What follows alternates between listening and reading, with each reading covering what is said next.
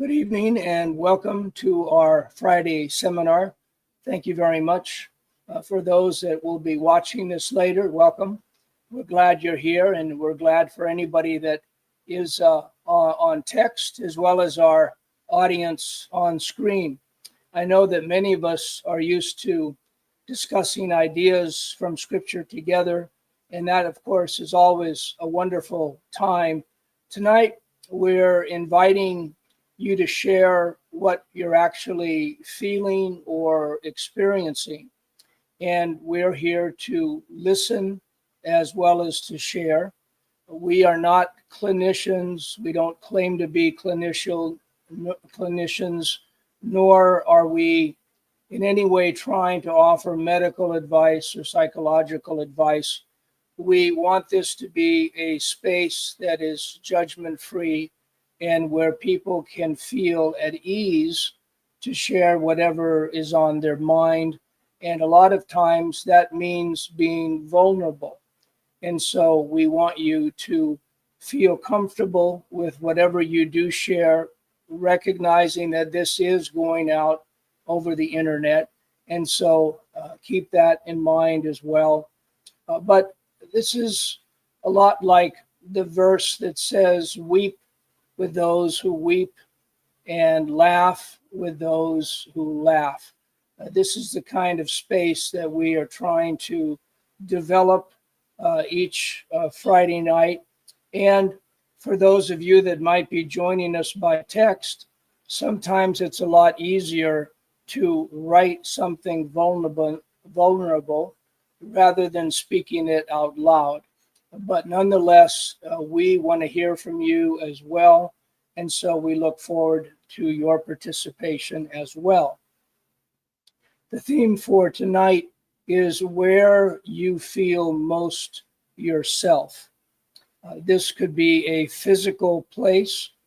It could be certain people that you're with, as well as certain activities that you really enjoy doing. And I'll start with myself. Some of you might know that my wife and I take a morning walk each morning for about 2 hours. And during this time, we talk about all kinds of things. We also pray for our family, for our ministry, as well as for many other people.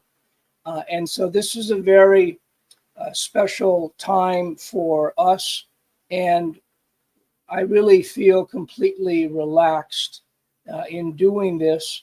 And I enjoy doing it first thing in the morning. Number one, it can get quite hot here in California.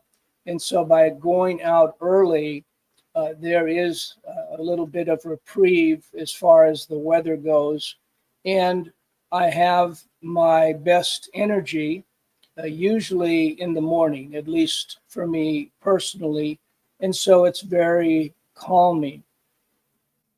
My wife and I can talk freely about whatever happens to be on our minds, and we continue to learn how to communicate with each other, which is a lifelong process. Communication it's not unlike what we are doing here tonight.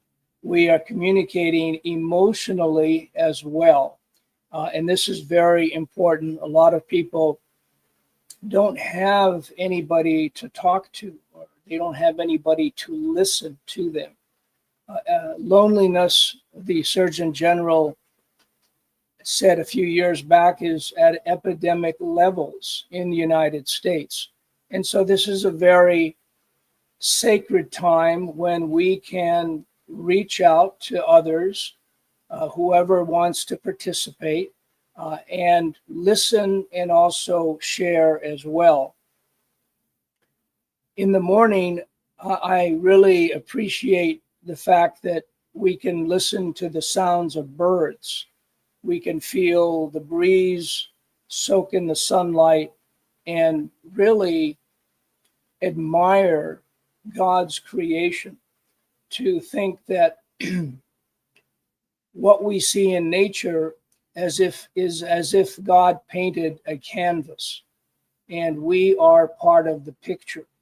And so it's just so refreshing to be able to, like the verse says, be still and know that I am God. And that's one of the things I find for myself that is very relaxing, and it actually causes me to be reminded of God's faithfulness and mercies, which are new every morning. And that's something that I think each of us need to be reminded of. And, you know, each new day brings us one day closer to eternity. And that, of course, is very, very peaceful.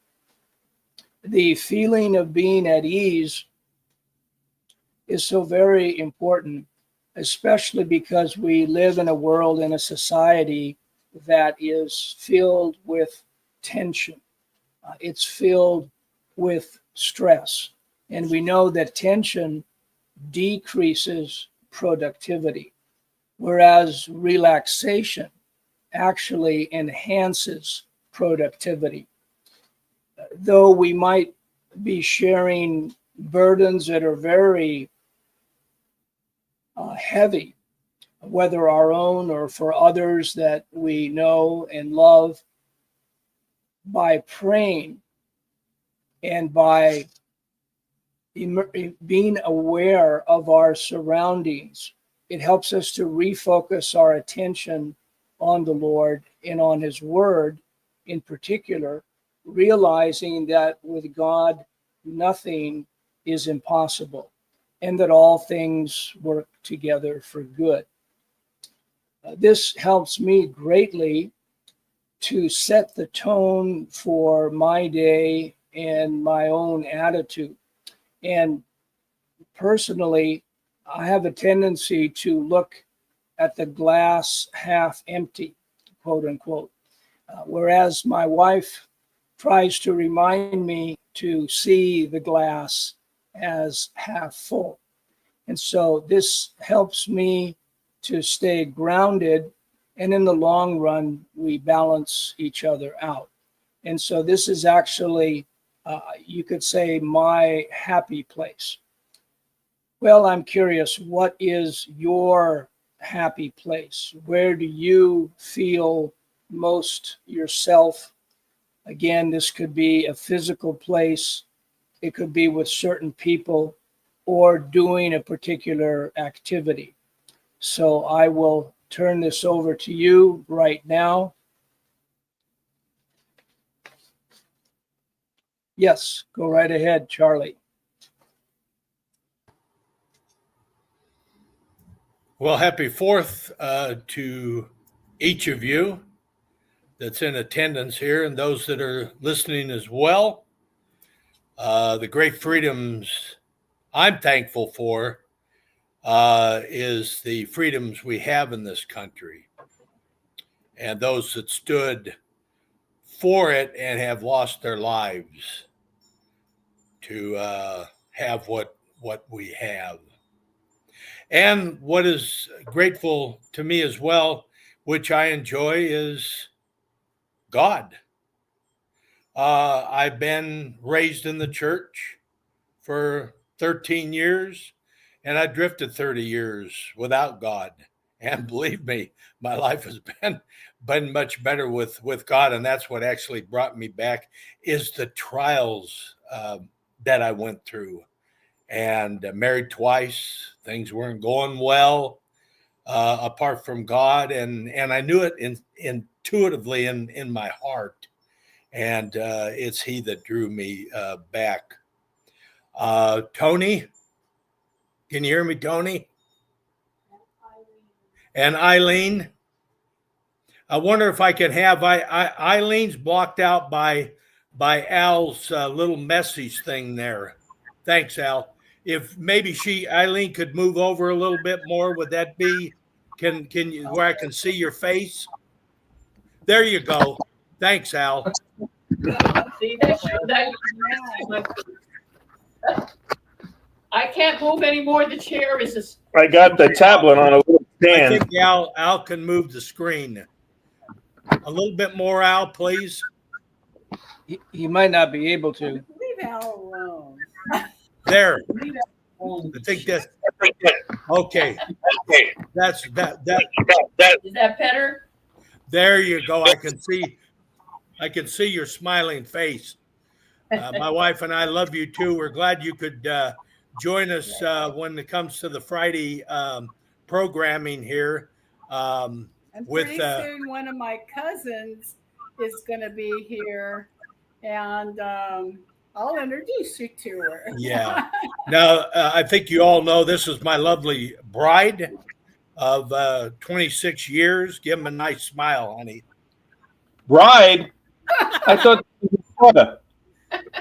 What's that, Al? I thought she was your daughter. Oh, Al, boy, talk about flattery. Yeah, people. Talk up the word. Yeah. Now she's a few years older. I'm not getting into the age, but some have said that. Oh, I thought she was younger. Once they know her age than myself. Anyway, I have to forgive them. But let's get back here. Get back to But for me, I enjoy walking, same as Gunther. I try and walk about an hour when I can through my through my schedule, and we have a mockingbird in the back that we just love to hear sing. Sings in the very top of a pine tree. And just sings. Just sings. And we have other birds. We love our birds, and we have bird feeders and hummingbird feeders. And sometimes we have resident bucks and deer, baby deers, skunk and raccoons. Yeah. And we've even had a mountain lion and a bear. Yeah. Now I know Gunther's been to my property. Those you haven't, I've got a lot of trees. About 6-8 trees, and it's only on a third of a lot. And I've got 80 drip systems, so I have a lot of planters. I love plants. We love to watch the hummingbirds come in, the butterflies. We have 4 butterfly trees. Beautiful. So we love nature. Oh, look at there, Al. He's got a deer. Yeah, thanks, Al. But my happiest time, I have to say, is when I'm at peace with the Lord. When I know I'm in His will, doing His will. It seems to have a residue, a permeating calmness. Permeating. Yeah. Permeating, yeah. See, my wife trying to teach me English, but anyway, permeating. So I do enjoy reading. My wife and I usually start out in the very first thing in the morning reading a psalm and a proverb, and then praying for friends, relatives, and guys. Yeah, you guys. And if you've had mercy, have mercy. Because again, we can in our own minds look at somebody's behavior and say, now salvation God doesn't live in their heart, but we really don't know. We don't do that. But I think the biggest thing that I have learned, and I have to say through BMI, and Gunther and I have talked through the years, is, are you really showing the image of Christ in how you live your life? And I have to say, I've talked to a number of people, Gunther, and I'll let the air know now that the people I talk to, they say Gunther lives probably the closest to Christ of anybody we know. And that's a big plot for BMI. Now, are you perfect? No, BMI. There's no man, a feet of clay, that is perfect. but we want to strive, I think, to, at least I know I do, to put on that image of Christ, and that's even without words, because people are watching your actions. Now, when I come into my wife being out, maybe playing golf, let's say, and she's in here cooking, and do I come in and smell and say, what are you cooking? What's that smell? Well, the reaction I would get there, not very good. But instead, you go, oh man, does that smell good? I can't wait. So it just sets the tone, as well as all our relationships that we come across should be of that attitude that we should love others really more than ourselves and put others above ourselves. And when we do that, then we're putting on the reflection of Christ, doing that, loving others, and carrying a smile, and carrying warmth in our heart. And at times it's difficult. Sometimes it's very difficult with my wife and I. We certainly have disagreements, and heated disagreements. But afterwards, I look at her and I go, and I know now, I give her a hug. I give her a hug instead of shunning her or pouting, or and I'm a great pouter. But anyway, just showing the love of Christ feels in my heart when I do that. I'm at pretty much at peace. And I do have to say, I love to serve others. When I call Mark and him and I talk for an hour on the phone or whatnot, I call Gunther. We have many conversations, and I know I kind of go on and on, but I haven't not really talked with Al much, but I do care for the human race very, very much. And even those that are in opposition to what we believe that the Bible is talking about. I believe that we are all called to be peacemakers. And that's what I love, to make peace. Even at the worst. Fact is, I'll tell you a little story and then I'll cut it. You gotta cut off. We were at the Apple store up in Apple Hill, and we had this good, real close, long-time relationship my wife had, and she had some problems with her iPhone reaching Patty, and she had asked Patty to look at her phone and figured out, well, before that incident happened, she had reached out to us. Something's wrong with your phone. Well, we went to the Apple store and called our carrier, and no, it's more on the other end. Well, in the Apple store, not Apple store itself, but Boa Vista to be exactly, it's where they sell produce, apples, pies, turnovers, pears, and etc. And so they both got a little heated. The voices started raising. The friend said, I don't agree with you. Okay, leave it.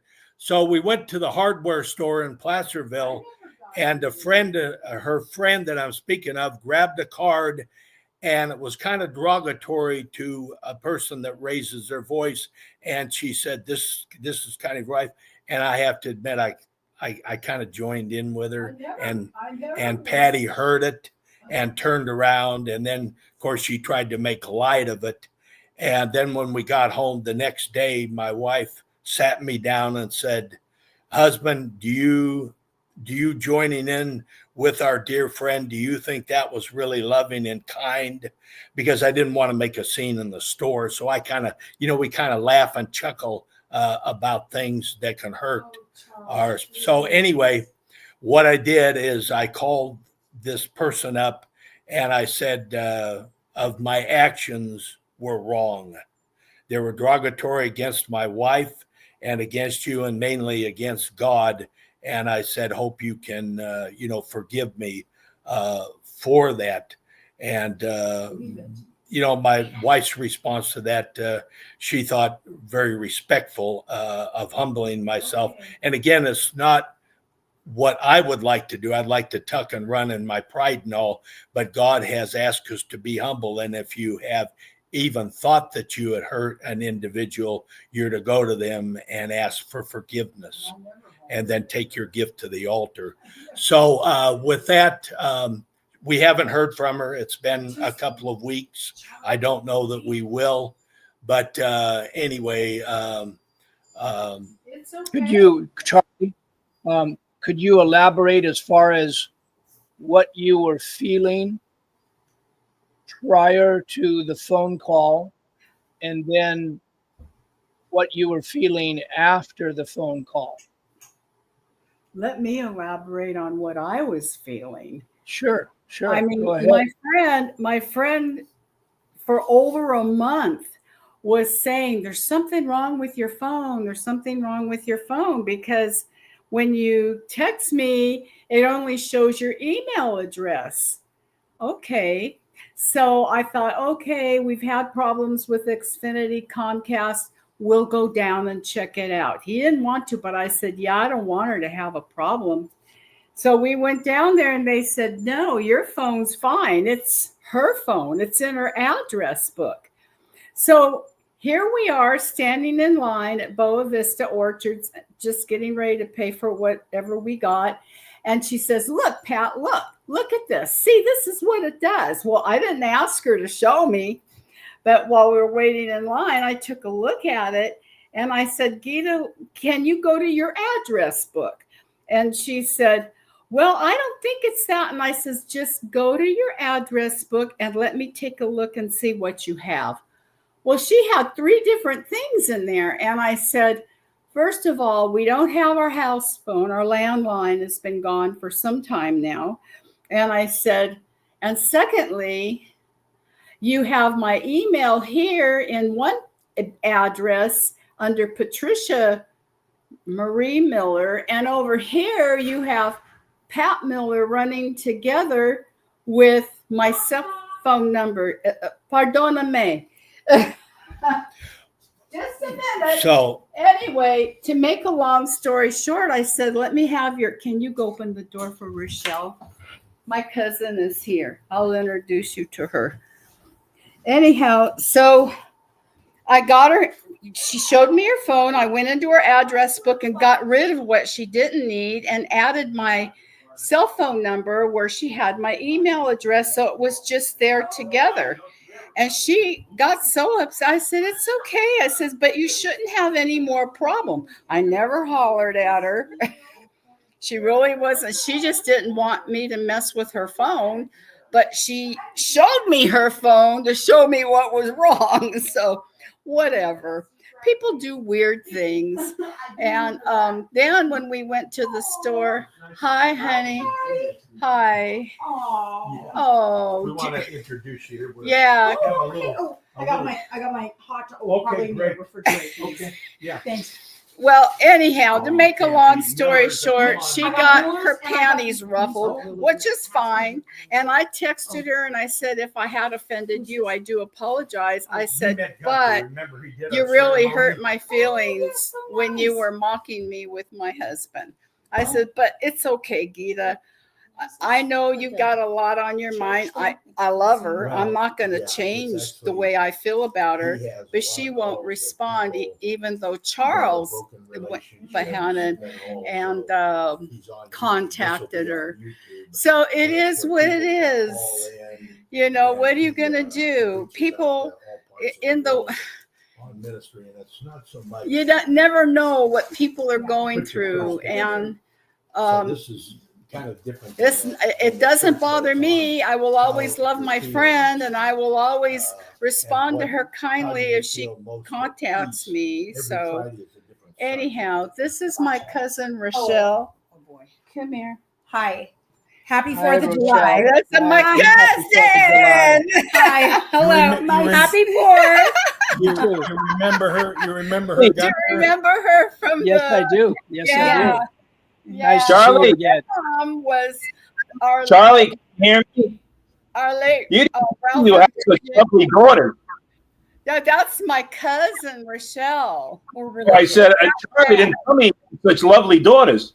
Oh yeah, well thank you, Al. I love this lady. Yeah, I love this lady. Her, And Charles. we're very close. Her Yeah. father was a A sausage, maker. He worked for Oscar Yeah. Mayer. He worked for some big companies. Mhm. And he the holidays they would come up Oh, here on the God. 4th of July We'd and have he would fun. make smoked hot dogs. One year we Oh, made and cioppino. bologna and Italian Oh, sausage. my gosh. Italian sausage. And He had Lindy. clientele at Louisa. 85 years old. He had clientele. Yeah, Yeah. yeah. His Yeah. father was Spanish and I- Portuguese, so he made linguiça. Mhm. He even made German sausage. He made Yeah. homemade But- hot dogs, Italian sausage. I But now miss this him. young lady I miss here I had miss a him business for a while making your pizzas. Scacciata. Cacciata. Oh, it's Scacciata. Sicilian pizza. Yeah. Yeah. That's Sicilian Sicilian pizza. So we all joined in on that. Then I would bring And over this man back here, over here, this gentleman here is That's Tony. Sicilian. Tony is Tony Sicilian. Sicilian. He says he'll Okay. Tony says he'll take 4 sausages. He what? He'll take 4 sausages. Yeah, good Oh, luck. is this from the East Coast? Yeah, From the they're, East Coast? Yeah. they're I love it. I'm and- going to New York and City in 2 weeks. This gentleman here, Oh, Mark, you got- don't New York you live City. in Virginia? Yeah. Virginia. Mark. Wow. Mark, do you live in Virginia, Mark? Yeah, Mark Okay, lives yeah. in Virginia. Yeah. Okay. Okay. Nice meeting you. We've taken up enough time, right? Where in New York are you going? What? What part of New York? Oh, we're going all over, but we're staying in Brooklyn. In Brooklyn. Where are you staying? Who are you in Brooklyn? Huh? When are you? I was born in Brooklyn. I love it. I can't wait to see my people. Is that where you're from originally? I don't blend in California. No. Oh, well, I wish I need we to see did. my people. I can't wait. You got to go to a real Italian restaurant. You got to go to Sam on Court Street in Brooklyn. Okay, wait a minute. I heard that Michael. How about Michael's? No, go to Sam's on Court Street, Go to Michael's? Okay.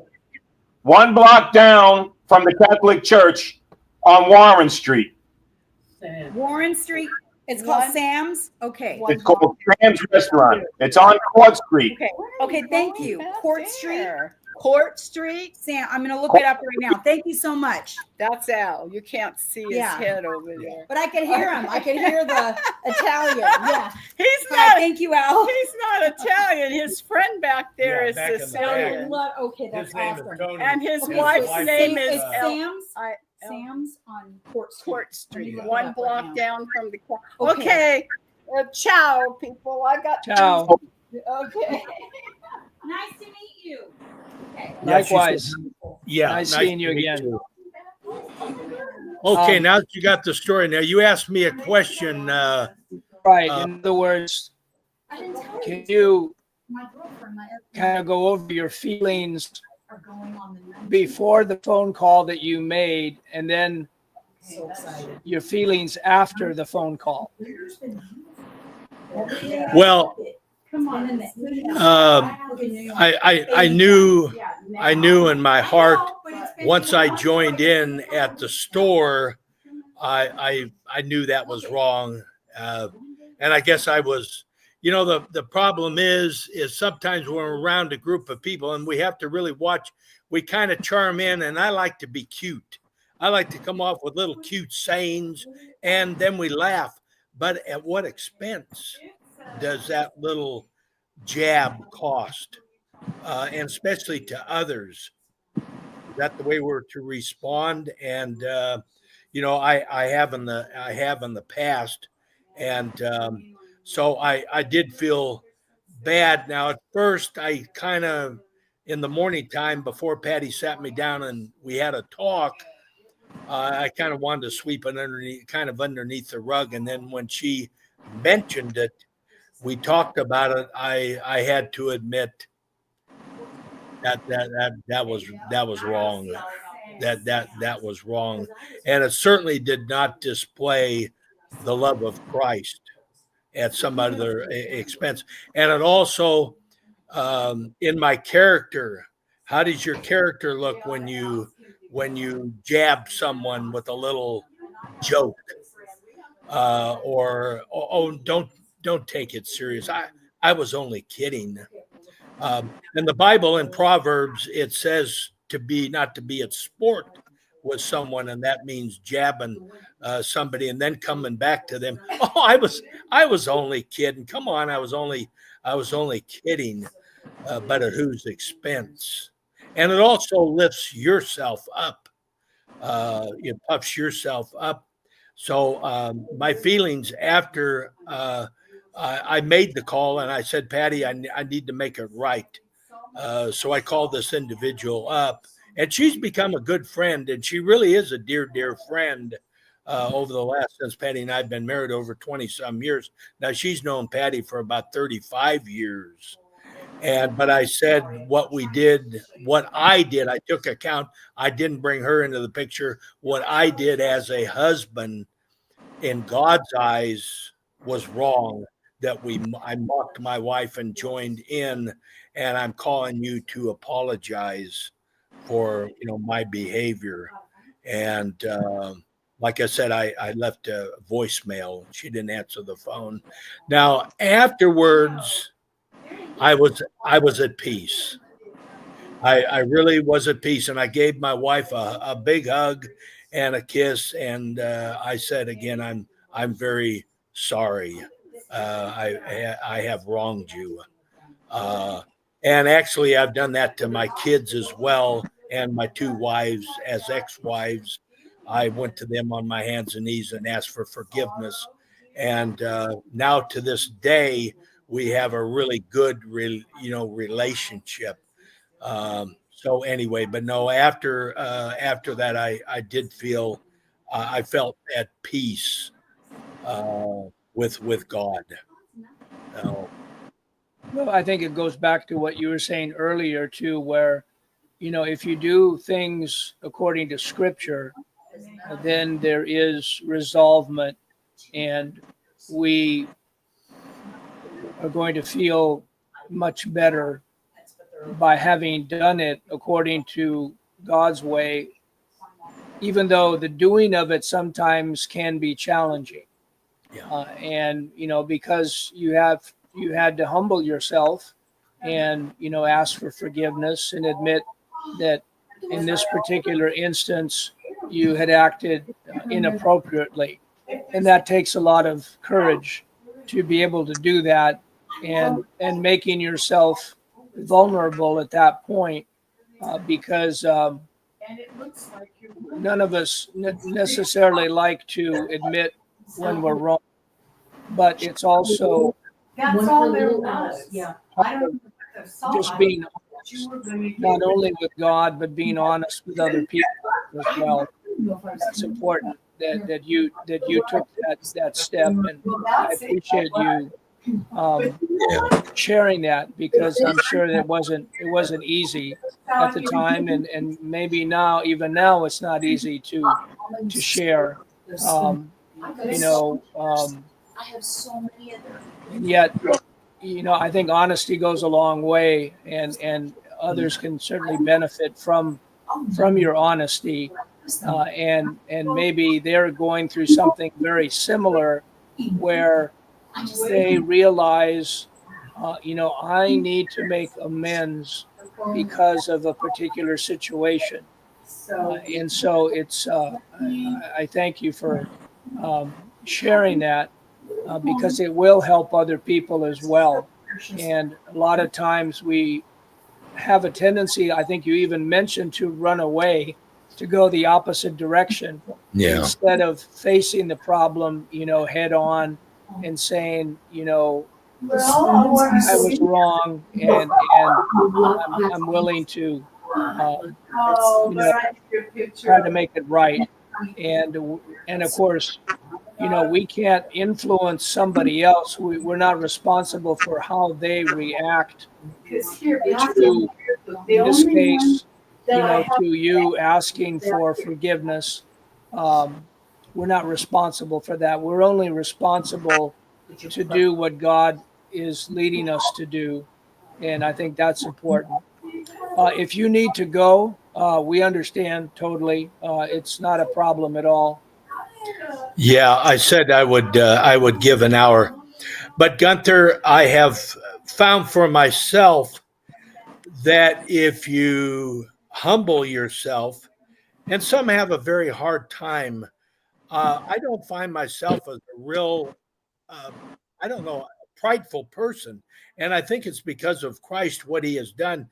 But I have experienced when you do the will of God, you will have peace. And I love peace and comfort. It says that he comforts those. And if you try and run away with your sins and all, they'll haunt you. I mean, a child of God, if you have sinned and know it, it will bother you. It will bother, and it will get under your skin, and you will not have the peace and the love of Christ, and others are going to see that. Now, by doing that, what would I really accomplish? Well, I accomplished number one, I gave my wife respect. I gave God respect first, and then I gave respect back to my wife.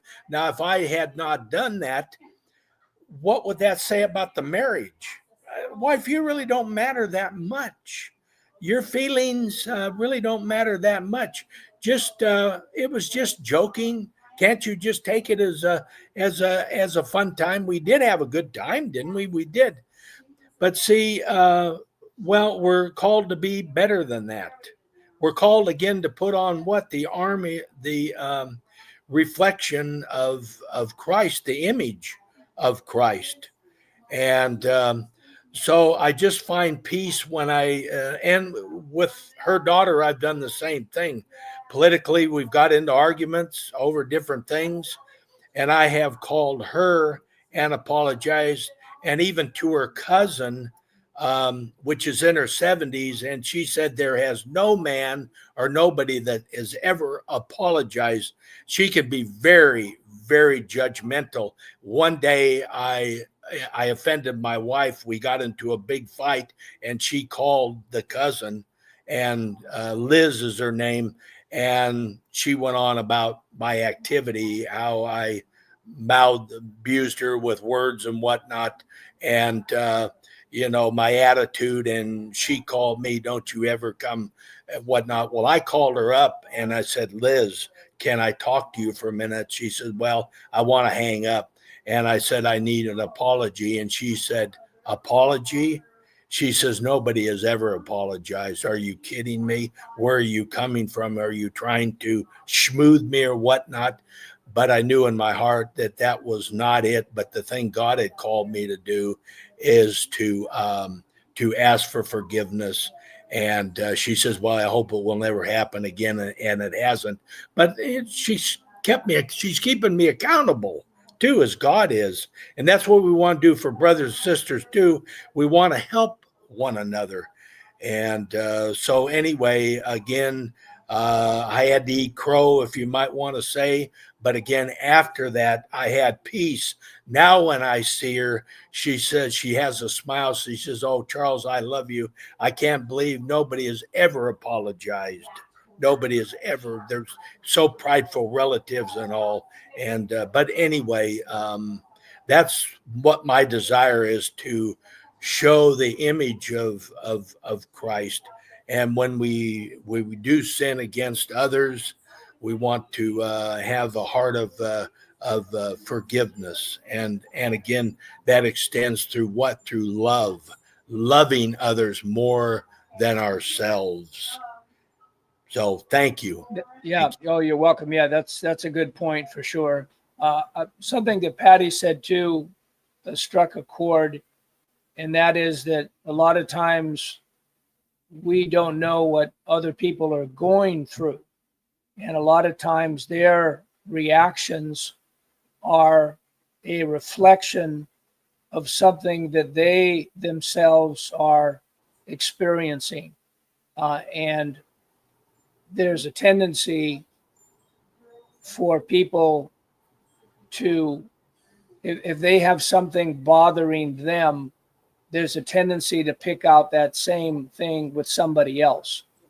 And so there's something that we need to be aware of with other people. Everybody's going through something.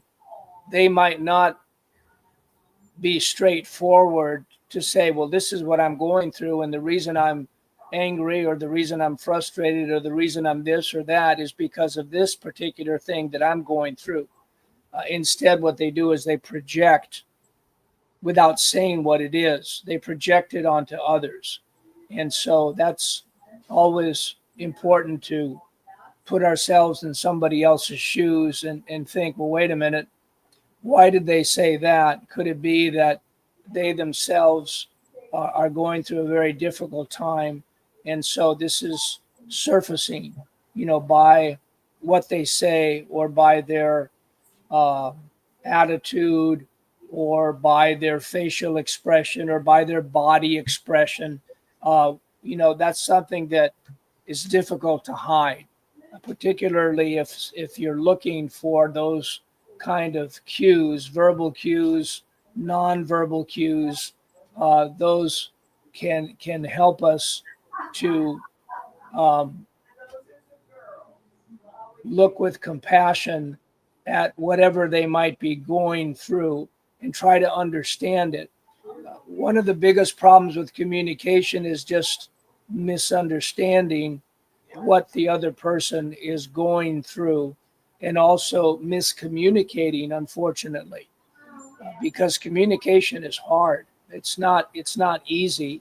There's all kinds of barriers to communication, and it's even our own language can be a barrier. We might be both speaking in English, but a lot of times we don't really listen to what the other person is saying. We don't read between the lines. And so all of that is a learning curve for all of us, for sure. But the idea of putting ourselves into someone else's shoes is very, very important, and I think relevant, and it helps the whole communication process. Instead of judging a person for whatever reason, but just trying to understand them, and because everyone has a story to tell. They might not be telling it in a way that we can understand it. They might not feel comfortable doing that, and so we have to sort of try to put ourselves in their shoes as best we can, and ultimately, we can respond, like you said, by your honesty, by your attitude, by wanting the best for the other person, and I think that's so very important. Is to and it really is how Christ treated people, and obviously he knew everything that was going inside their hearts. That's something that we can't know. He knew that intimately. There was nothing that he did not know, and in spite of that, when we look at our own lives, our own sin, and we think, well, how could God love me? Why would God show me any mercy? And it's because, certainly not because of lack of knowledge, but it was because of his great love, which I think is really a lesson that we can take to heart, moment by moment, for sure. And thank you. Yeah, go right ahead. Yeah, one other thing I may add. I'm glad you had mentioned that, because we had lunch before the incident happened, and while we were waiting to be served, that's exactly what she expressed, what she was going through with a girlfriend of hers.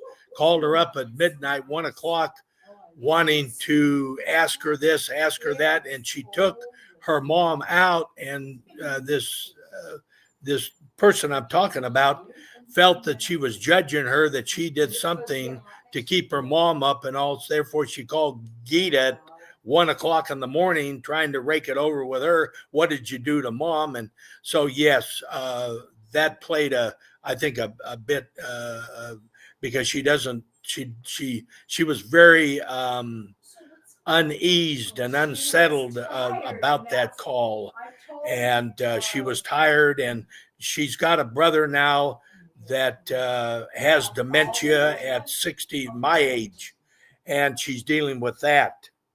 So she has some family issues. So that did. And that's what I told my husband. Yeah. I said, she has been dealing with I said, there's something wrong. I've known Gita longer than I've known him. So I says, just let it be.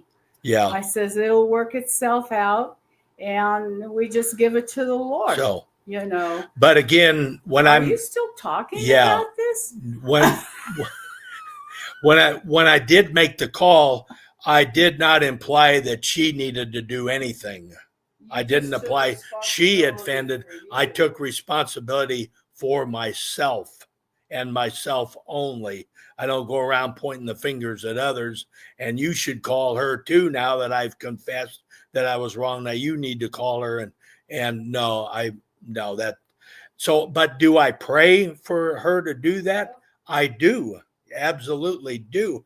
Now, I don't know if she'll ever call again. Oh, eventually I don't know. But if she does and I see her, I will give her a big hug as if nothing happened. It's not on me, it's on God. God controls the hearts and all. To me, as we do know that who put Christ on the cross, we have to look at that. We did. The chosen have put him there on the cross. What propitiations for our sins? How dare I or we want to blame Christ for, do we really deserve life? No, we deserve death. So anyway, thank you for bringing that up. And thank you. Sure. Yeah, no, thank you very much. That's very important. And I appreciate that extra detail of knowing what she had gone through and how that was a big factor in this whole situation between, the three of you. That's always, the story. And that was great that she was able to bring it out over lunch. And as Patty said, there were other complications too. For example, her brother having dementia and having that stress of dealing with that. It cannot be easy at all. It's a horrific disease. And so you can see where the weight of that would naturally produce stress. And this is, what we see with individuals every day is we don't realize what someone might be going through. We think that, we are going through something difficult, and it could be very difficult what we're going through. But a lot of times we meet somebody else and, they are going through something far worse. It's just unbelievable. I heard about this one young man that got into a car accident, and because of the way he had outfitted out his car, it caught on fire and blew up. He was in the car, and fortunately he didn't die, but he lost both of his hands, and his face was completely disfigured. And he underwent the first facial transplant and a double hand transplant. That means that they took someone else's face who had died and someone else's hands, and they removed his face and put on this new face and did the same thing with his hands. I think it was an operation that involved about 80 doctors at the same time. And it was the first time this has ever happened. And so, you read something like that and you just think, wow, my problems seem minuscule compared to what this individual has had to go through. And so it helps in terms of perspective, when we see what other people have to go through. But again, I appreciate you bringing this up very much. And like I said, if you need to go, that's okay too. We understand totally. Can I just interject one other thing? Sure, please. I want to compliment Al and what he has gone through. Yes, you, Al, you have put on Christ-likeness with your wife. A lot of times we get within ourselves, we blame God for what happens or what's happening, and why can't you cure her? And is it God's will? But your attitude through the whole thing was something to watch. And I think she lived another year or two beyond what she was diagnosed to live. But what happened there is when Al spoke, both of them and Nancy, that you could see the love of Christ really through both of them. And how that speaks volumes in a marriage. And that today, Al and all, we really need to see, as Gunther as well and Lindy.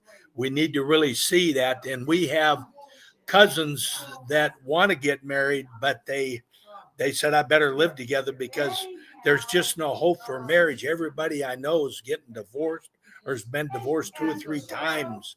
There's just no, why get married? There's just, so by the longevity of God's love, loving each other, people are watching, and wow, now I want to have a marriage like that. I want a relationship like that.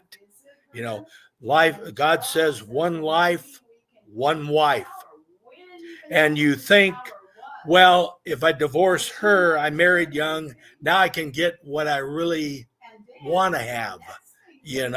I made a mistake, and maybe you want somebody that's a little richer or whatever it may be, idealism.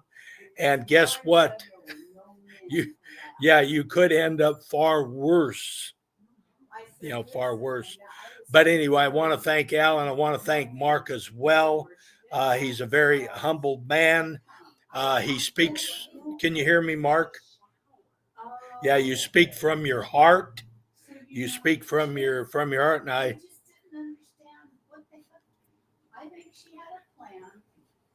I really do enjoy the friendship that we have developed.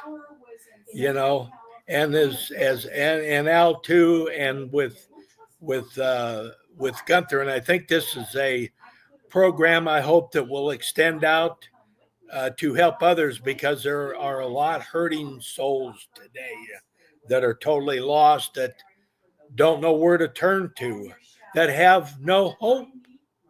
Where do we turn to? Hope. And that's what is now. Hope we know is Christ. But anyway, I'm sorry to get a little emotional, but relationships to me are very valuable. And that's what this is all about. It's to be Christ-like, to share and not to judge. Iron sharpens iron. And Tony and Irene back there, my wife and I just love those two.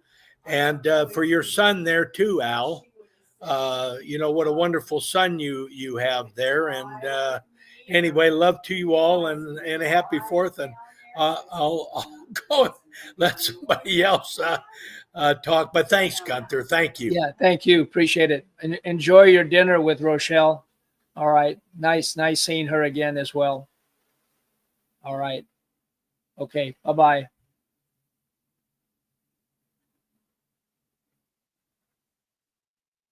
Anyone else can feel free to share if you'd like. That was good to hear from Charlie. Yeah, it's important. I always, a prayer now is, like I said, I don't, I don't like being alone. I really don't like being alone. And I pray, my prayer and I says, Lord, if I have to be alone till I go home to you or the end comes, whatever comes first, I don't want a woman that doesn't love you. You know what I mean? I pray, don't bring a woman into my life just to satisfy my desires. She's gotta be your child. Otherwise, I have no interest. There's your prayer. That's it. Good prayer, Al. Yeah, that's of course very, very important, and I appreciate your priorities because this is exactly what God would have. And I can't speak to your situation or even to Mark's because I haven't experienced that. But it is um, something that you both have learned and are learning. And if I were to be in that situation, I would be the first person to knock on each of your doors and ask you for advice for how to cope in this situation because it cannot be easy at all. It's must be one of the most difficult situations to be in, the loss of a spouse or multiple spouses, as in the case of Mark. And it's just beyond um, comprehension for me because, again, I haven't experienced that. But you have, and God is using that to shape each of you, Mark, Al, and we, all glory to God because he's using that for his own purposes. And I always like to go back to 2 Corinthians 1 verses 3 and 4 that talks about the comfort that God gives somebody as they go through a very, very difficult season of life. God uses that to comfort others. It's not that your experience is not wasted. It has a purpose, not only in your life, but in the lives of others. And it's important to, I think, to see that and to know that, of course, God works everything out for good. A lot of times we don't see what that good is initially. And I think Joseph is such a great example of that. He must have uh, battled with those feelings of betrayal from his half brothers, from the situation with Potiphar's wife and Potiphar himself, uh, who believed his wife's lies, and then having to go to prison, and in prison given a ray of hope with the butler and the baker, but yet that was taken away too. He told the butler, remember me to Pharaoh, and the butler forgot until it was God's timing, and then in a day he goes from rags to riches, from being in the prison to being the prime minister of Egypt. How can that be? Well, we know that God lifts up some and he can put down others. God has the prerogative to do that. And so God is the one in charge of the story. But it must have been very difficult for Joseph. But in the end, you see the work that God did in his life, the forgiveness, telling his brothers, look, I'm not going to punish you for what you did to me. God meant it for good. You meant it for evil, yes, but God meant it for good to save a great number of people. And he spoke kindly to them and took care of them and their children and their grandchildren. And so you see the blessings that came out of the experience of betrayal and lies and abandonment. And yet God used all of that. Joseph had to go through that. It's not like he prevented Joseph from going through that. He used that to mold and to shape Joseph into the instrument that he wanted him to be. And that's what God is doing with all of us in one way or another. He's the potter and we are the clay. And it's important to see that process and to know that God is so wise in all that he does. And again, a lot of times we don't see the outcome like Joseph initially, but then God reveals it. Or we could take Job. Job's latter end was very significant. He came to the end of his life with great peace, with great joy, in spite of everything that he had to go through, the loss of his health, the loss of his children initially, the loss of all his wealth. But yet God was showing him that in spite of what happened to him, in spite of losing all of those things, what he did not lose was God himself. He did not lose God's faithfulness. And so we see that shine forth at the end of the book of Job. So it's a good lesson for all of us. And we'll certainly be praying, Al, for the situation with the bereavement classes, that the Lord will open up something that might be of benefit to you. We know that, of course, God is able to do that. But thank you for bringing that up and for sharing, how difficult it is to be alone. And again, I can only go by what you're saying, since I have not experienced that. And I appreciate how the Lord has enabled you day by day to go through that.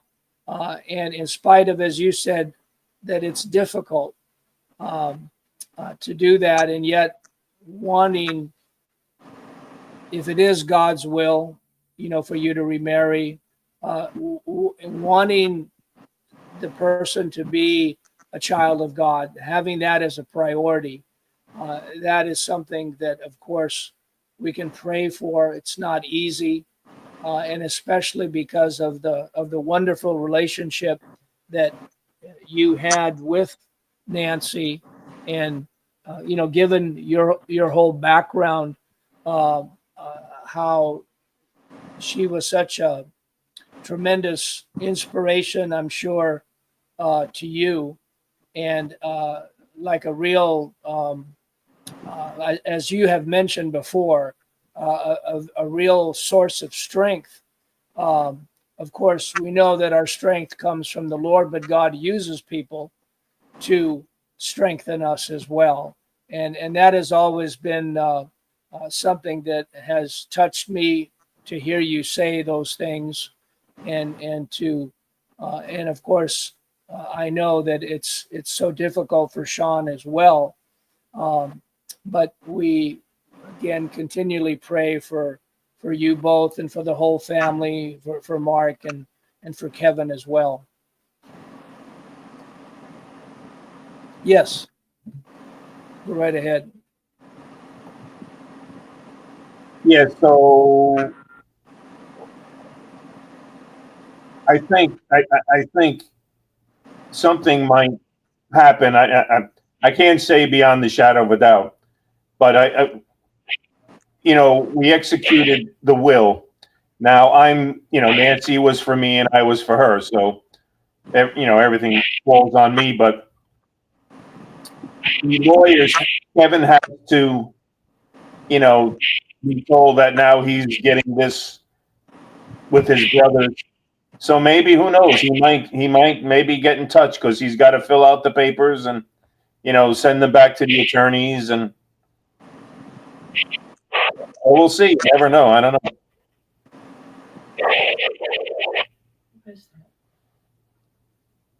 You never know what'll happen. Well, we certainly have been praying for Mark and Vicky and Ariana, and of course for Kevin and his family as well. And so we pray that the Lord will work all these things out in his good timing and according to his wisdom and his good pleasure. And so, but I appreciate, thank you for sharing that. That's always encouraging, definitely. And we know that God can, as Charlie said, God works in the lives of everybody. A lot of times we don't know because it's done behind the scenes, but we know that God is always working. And this is the wonderful thing about it. And we can go to him with all of our concerns and our prayers, our burdens, and literally roll them on him. That's really what that word means. Literally, it means to roll your burden. I think the King James says, cast your burden on the Lord, but it's the idea of rolling your burden onto the Lord. And that's a wonderful opportunity that we have to be able to do that and to be able to leave it with him. And that is a great source of relief and a source of peace, a source of strength, because we want God's will to be accomplished. And a lot of times we don't know what that is. And so we have to leave it in the Lord's hands because he truly knows what's best. And we want what is best. And so we leave it up to him. Anybody else would like to share anything?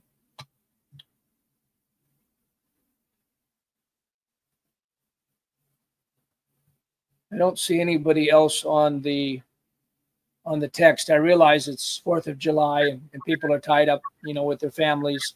So that's not a problem. Yeah, you got something you want? No, I'm just saying it is difficult to confront somebody and trying to put yourself in another person's shoes, as the expression is. But while all this is going on, it's hurting a lot of other members in the family. And it's just like you said, in due season, we pray that it's God's will that it comes out right, but maybe it's not God's will. So it's just a very touchy situation because sometimes we approach it with good intentions and anger wells up. And we don't want that to happen because then it makes it worse. But I don't think there's a family alive that doesn't have something that's disturbing. And we just keep bringing it to the Lord. And we have to rest with that it makes us comfortable and calm, because there's things that we cannot do other than pray for the situations. And that's the biggest weapon that works. Leave it to God. We leave it to God, and it doesn't always take a week, a day. It might take years, regardless of what the situation is. But it's humbling, and we're always being humbled on our journey. And that's just how it is sometimes. We went to North Carolina. I don't know if you know. No. We spent a couple of days there. The whole family was there, and I saw our new great-grandson, and it was a pleasure to hold him. And he's growing up in this world, and my little great-granddaughter, who's 3. But it was a nice time. It gets a little edgy from time to time because people's personalities are different. But my husband and I just look around and we discern and smile at everybody. That's our solution. That's a good strategy. That's a good solution, right? Yeah. Hello, definitely. how are you? A hug. Have a nice day. God bless you. Sure. So were these relatives on both of your sides that got together? Yeah, it was our son's daughter. Our oldest son's daughter, Jenna, lives in North Carolina.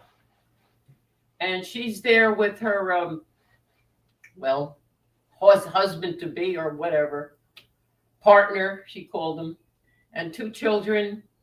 And we were there, and everybody was there except our oldest grandson. He was at a wedding in New York. I see. But it was a nice time. We got to see everybody, and it worked out well. It works out well when you don't speak too much. And That's very wise. you don't speak too much. And you Yes. just come out with funny things. Does anybody want coffee? Does anybody need this? Does anybody need? They surprised me with a birthday cake. Oh, that's sweet. Yeah, because we traveled a whole day on my birthday, and when we got there, they had a birthday cake for me. So, it's a fun time when everybody's together. It's when you're not together, that's the real person. Yeah. But What part of North Carolina? Charlotte. Charlotte. Okay. But all in all, okay. That's good. I'm glad to hear that. I mean, it is fun to be with family, but you're right. There can be personality conflicts, for sure. We have a large family, and we're very close, and we get along very well. But there are those conflicts that arise, personality conflicts from time to time. But nonetheless, God is gracious, and I appreciate what you said about not talking too much, not saying too much. There's a tremendous amount of wisdom in that. And, sometimes I suffer from OMIF, open mouth, insert foot. So I appreciate what you said about that. It's something to definitely be on guard about. So, well, that's great. That's very great. Glad you made it back safely. Yes. You drove out there.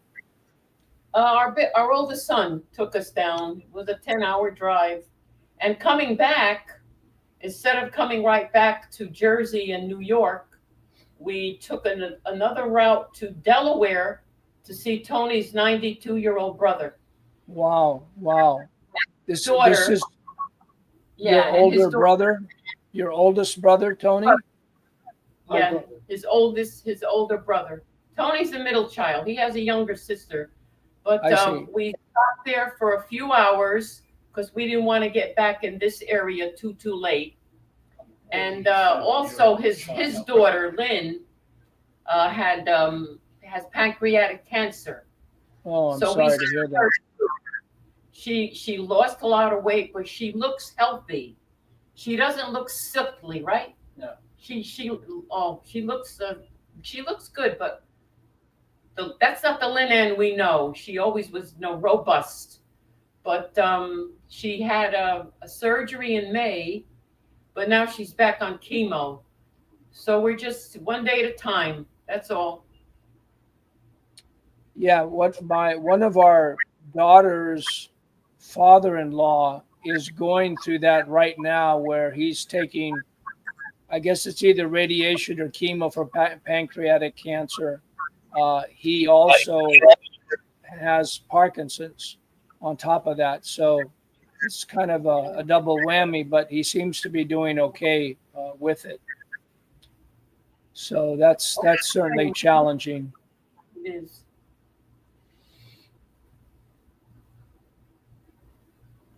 Well, that's something what I say all the time. I say, I'm more scared when things go well.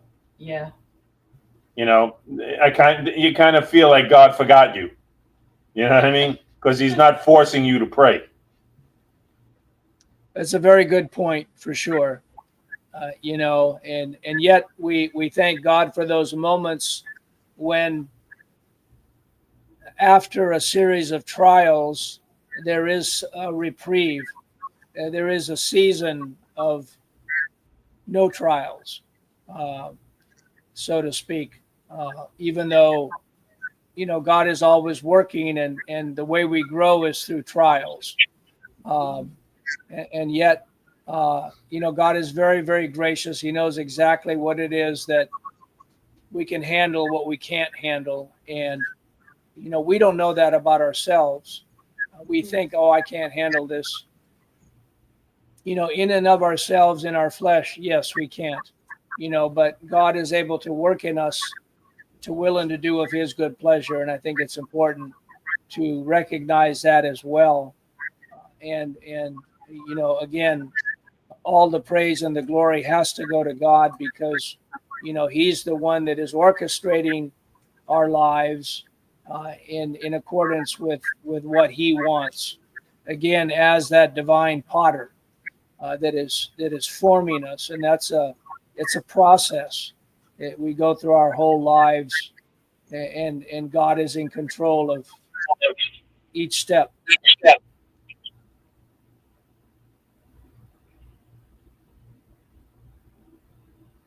Well, thank you for sharing that, Eileen, and also Al. Any other closing comments?